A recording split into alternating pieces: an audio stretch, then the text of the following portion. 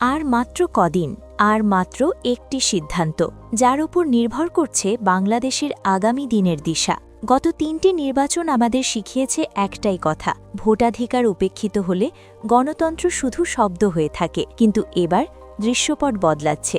অন্তর্বর্তী সরকারের প্রধান উপদেষ্টা স্পষ্ট করে দিয়েছেন ১২ই ফেব্রুয়ারি, একদিন আগেও নয়, একদিন পরেও নয়, এই দিনেই হবে নির্বাচন। নির্বাচন কমিশনের লক্ষ্য পরিষ্কার, ভয়হীন, অংশগ্রহণমূলক, গ্রহণযোগ্য ভোট।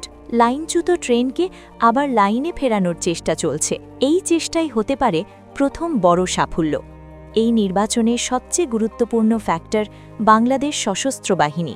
আইনের আওতায় এবার তারা ম্যাজিস্ট্রেসি ক্ষমতা নিয়ে মাঠে, শান্তি, শৃঙ্খলা আর ভোটের নিরাপত্তায়। সংকটে এই বাহিনী বারবার প্রমাণ করেছে ক্ষমতা নয়, তারা চায় স্থিতিশীলতা, চায় অবাধ ও নিরপেক্ষ নির্বাচন।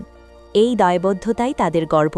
৪ কোটির বেশি তরুণ এবার প্রথমবার ভোট দেবে। তারা দল দেখে নয়, যোগ্যতা দেখে সিদ্ধান্ত নেয়। এই তরুণরাই হতে পারে নির্বাচনের কিংমেকার।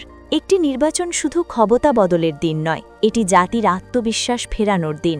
১২ই ফেব্রুয়ারি বাংলাদেশের জন্য হতে পারে নতুন পথে যাত্রার সূচনা। একটি অবাধ ও অর্থবহ নির্বাচন শুধু সরকারের নয়, পুরো জাতির পরীক্ষা। এই পরীক্ষায় সশস্ত্র বাহিনীর দায়িত্বশীল ভূমিকার দিকেই তাকিয়ে দেশ।